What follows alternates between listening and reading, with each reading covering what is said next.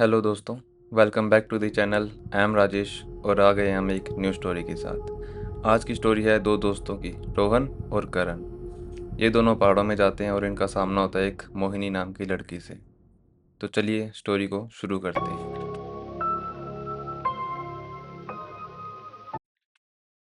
करण और रोहन अपनी ज़िंदगी में एकदम मस्त जी रहे हैं। इनकी लाइफ एकदम स्मूथ चल रही है।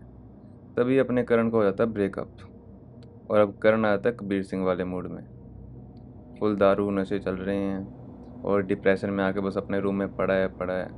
रोहन से बेचारे से ये सब देखा नहीं जा रहा। रोहन सोचता है इसका डिप्रेशन दूर करना है, चलो पहाड़ों में घूमने चलते हैं। वहाँ जाके ये भी थोड़ा लाइट फील करेगा, नेचर को एक्सप्लोर करेगा और सेट हो जाएगा। तो ये दोनों एक जगह पिक करते हैं और वहाँ के लिए रवाना हो जाते हैं। ये अगले दिन वहाँ पर पहुँच भी जाते हैं और तभी करण और रोहन एक चीज़ डिसाइड करते हैं कि आज हम जंगल में ही रुकेंगे।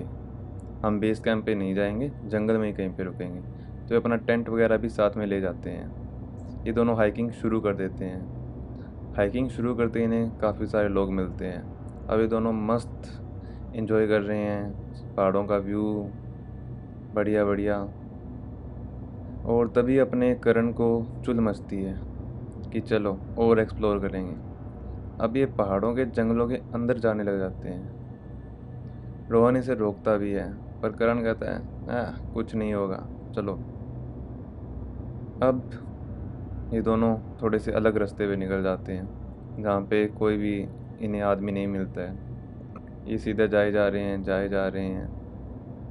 ये बीच में रुकते हैं, कुछ खाना वाना बनाते हैं, मैगी वगैरह खाते हैं और फिर आगे चले जाते हैं।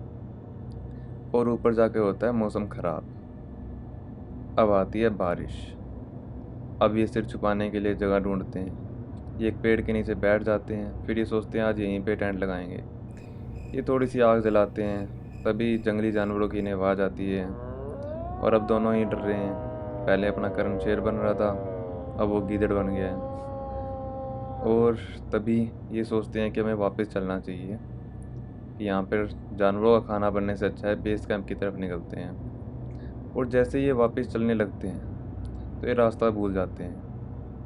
अब ये और घने जंगल के अंदर जाने लग जाते हैं। तभी करण को एक लड़की नज़र आती है।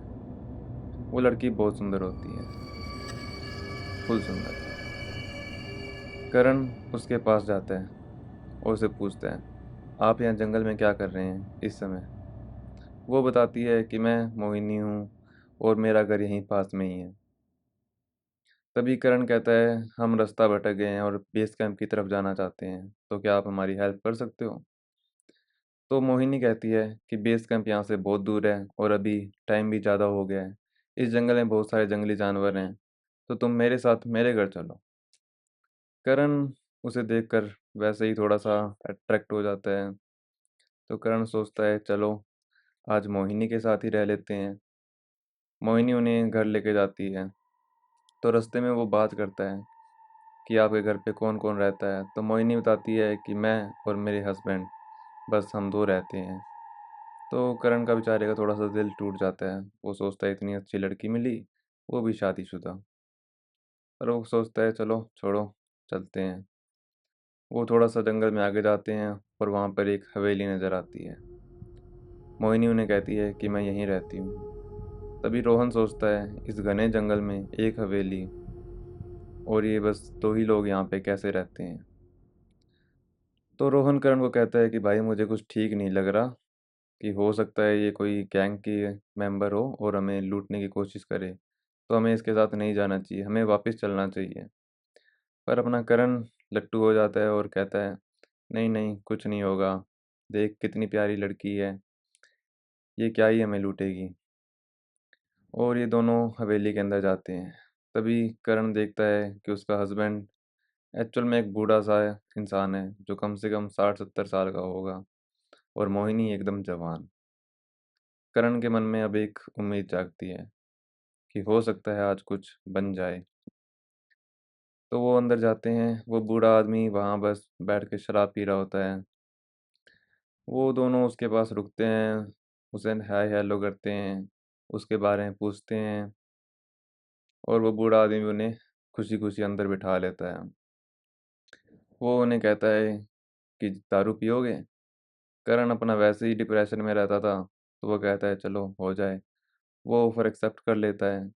वो दोनों बैठ के दारू पीने लग जाते हैं। रोहन दारू नहीं पीता है, तो वो जाकर अपने कमरे में चला जाता है। मोहिनी उसे एक कमरा देती है, वो वहाँ पे जाके रेस्ट कर लेता है। अब रोहन सो जाता है। करण और उस मोहिनी का हस्बैंड दोनों बैठ के बातें करे जा रहे हैं और पिए जा रहे हैं। करण के मन में आता है कि क्या किस्मत है इस बुड्ढे की, इतनी सुंदर बीवी, और ये बस बैठ के शराब पिए जा रहे हैं। तभी करण उनसे पूछता है, आप इतनी शराब पीते हैं? बुड्ढा कहता है, कल से तुम भी पियोगे, आज की मेरी आखिरी है, चलो सुबह मिलते हैं, तुम सो जाओ। तो वो उससे कहता है, चलो मैं आपको आपके कमरे तक छोड़ दूँ। तभी वो बुड्ढा कहता है, नहीं मैं यहीं सोऊंगा, तुम जाओ। करण भी अपने रूम में आता है रोहन के पास। रोहन सो चुका है। वो भी आके उसके पास लेट जाता है, पर उसे नींद नहीं आ रही होती। उसके मन में अभी भी मोहिनी चल रही है। तभी वो देखता है कि बाहर से एक आवाज़ आ रही है। वो आवाज़ मोहिनी की पायल की थी। छम छम छम। करण बाहर जाके देखता है, मोहिनी वहाँ से जा रही होती है। वो मोहिनी के पीछे पीछे चल पड़ता है। मोहिनी उसे पीछे मुड़कर एक स्माइल देती है और वो चलती रहती है। अब करण के मन में लड्डू फूटते हैं। करण उसके पीछे पीछे हो जाता है। तभी मोहिनी उसे अपने रूम तक ले जाती है। करण और मोहिनी अब दोनों अंदर चले जाते हैं। वो थोड़ा सा क्लोज आ जाते हैं। तभी रोहन की आंख खुलती है। रोहन देखता है करण कहाँ है। वो बाहर जाता है, करण को आवाज़ें मारता है, पर उसे कोई नहीं मिलता है। तभी वो बूढ़ा इंसान खड़ा होकर ऊपर आता है। वो रोहन को कहता है कि बेटा तुम सो जाओ, करण सुबह मिल जाएगा, और तुम सुबह होते ही यहाँ से चले जाना। वो कहता है ठीक है अंकल, अब आप भी सो जाइए। वो बूढ़ा इंसान मोहिनी के रूम के पास जाता है।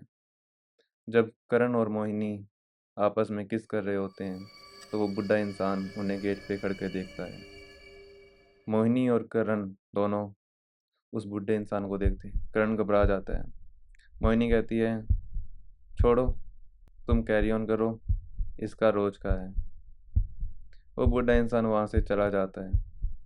अब जैसे ही मोहिनी का हस्बैंड वहाँ से जाता है, करण के मन में कुछ सवाल होते हैं। वो कुछ पूछना चाहता है, पर जैसे वो मोहिनी की आंखों में देखता है, मानो वो सम्मोहित हो जाता है और वो कुछ नहीं पूछ पाता।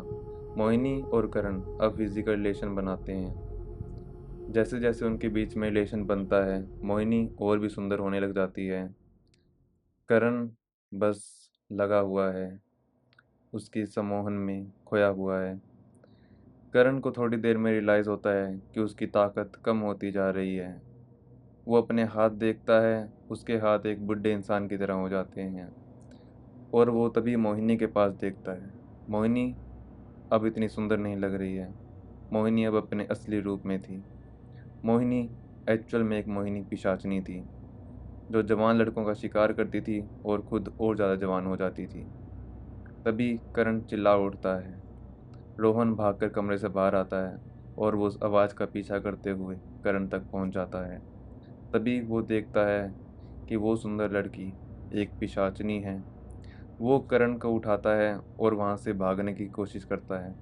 जैसे ही वो सीढ़ियों से नीचे आ रहे होते हैं, मोहिनी करण का पैर पकड़ती है और उसे वापस खींचकर ऊपर ले जाती है। तभी वो बूढ़ा इंसान रोहन का हाथ पकड़ता है और रोहन से कहता है, रोहन हमें यहाँ से भागना होगा, अब करण कभी वापस नहीं आएगा। रोहन को अपने दोस्त की फिक्र होती है, इसलिए वो वापस जाता है। तभी वो देखता है मोहिनी और ज़्यादा खूंखार हो चुकी है। अब वो डर जाता है। मोहिनी उसे कहती है कि मेरा सम्मोहन तुम पे नहीं चला है, इसका मतलब ये नहीं है कि मैं तुम्हें मार नहीं सकती हूँ। तुम यहाँ से चले जाओ, वरना मैं तुम्हें मार दूंगी। तुम्हारा ये दोस्त मेरे जाल में फंस चुका है और अब ये यहीं रहेगा जब तक कोई नया इंसान यहाँ नहीं आएगा। वो बुढ़ा इंसान फिर से रोहन के पास आता है और कहता है, रोहन यहाँ से भागो, वरना ये तुम्हें मार देगी। इसका सम्मोहन तुम पे नहीं चला है, पर इसमें और भी बहुत सारी शक्तियाँ हैं। वो बूढ़े इंसान की बात मानता है और वहाँ से भाग पड़ता है। वो बूढ़ा इंसान गेट खोलता है और उस हवेली से बाहर आ जाते हैं। तभी रोहन कहता है कि बाबा, आप हमें ये सब कुछ पहले ही बता सकते थे। तो वो बूढ़ा इंसान कहता है कि मैं भी तुम्हारी तरह यहाँ पर घूमने आया था और इस पिशाचिनी के चक्कर में फंस गया हूँ। अब मैं तभी बाहर निकल सकता था जब कोई और इंसान इसके वश में आए और इसके जाल में फंस जाए। तभी वो बूढ़ा इंसान कहता है, रोहन, तुम पे इसका सम्मोहन क्यों नहीं हुआ? तो वो रोहन को कुछ समझ नहीं आता। रोहन कहता है, मुझे नहीं पता, पर मैंने जब मोहिनी को देखा था तो मैं इसकी तरफ आकर्षित नहीं हुआ था। और इसका कारण ये है कि अपना जो रोहन है वो पहले ही किसी के साथ रिलेशनशिप में होता है और ट्रू लव कर रहा होता है, मतलब। तो उसे कोई और लड़की इतनी पसंद नहीं आती है, इसलिए वो सम्मोहन में नहीं फंसता है और वो दोनों वहाँ से भाग उठते हैं। अब वो गेट के पास खड़े हैं। करण कैसे भी करके बिना कपड़ों के उस गेट तक आता है। वो पिशाचनी उसके पीछे पीछे आ रही होती है। अब वो करण को पकड़ती नहीं है, वो उसे जाने देती है, क्योंकि उसे पता है कि करण अब इस हवेली से बाहर कभी नहीं निकल सकता।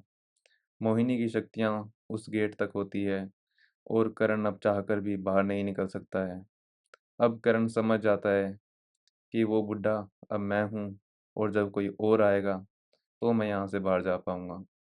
अब वो भी जाता है, उस बुड्ढे की कुर्सी पे बैठता है और वही दारू का गिलास उठाता है और पीने लग जाता है। वो बाहर देखता है कि उसका दोस्त बाहर ही खड़ा है, पर अब वो चाहकर भी बाहर नहीं निकल सकता। तो गाइस, ये कहानी यहीं एंड होती है। Bye bye.